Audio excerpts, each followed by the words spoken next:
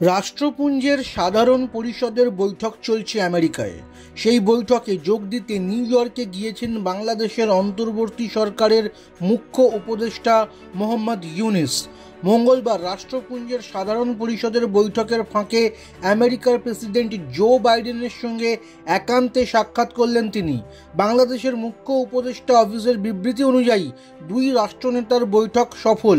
বাংলাদেশকে পূর্ণ সমর্থন করবেন ইউনূসকে এমনই আশ্বাস দিয়েছেন আমেরিকার প্রেসিডেন্ট জো বাইডেন।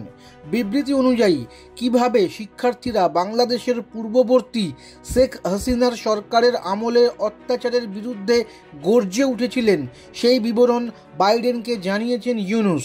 এছাড়াও বাংলাদেশের পুনর্গঠনের জন্য পুলিশের গুলির সামনে পড়ুয়ারা কিভাবে বুক চিতিয়ে দাঁড়িয়েছিলেন, কত প্রাণ গিয়েছে, এই সব বিষয় নিয়েও আলোচনা হয়েছে বাইডেন এবং ইউনূসের।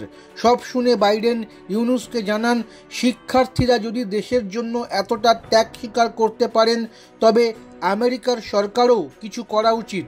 ইউনূস জানিয়েছেন, বাংলাদেশ পুনর্গঠনে তার সরকার সাফল্য পাবেই।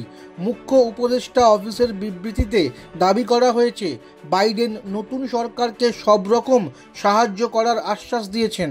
উল্লেখ্য, রাষ্ট্রপুঞ্জের বৈঠকের ফাঁকে আরও অনেকের সঙ্গে সাক্ষাৎ করেছেন ইউনূস।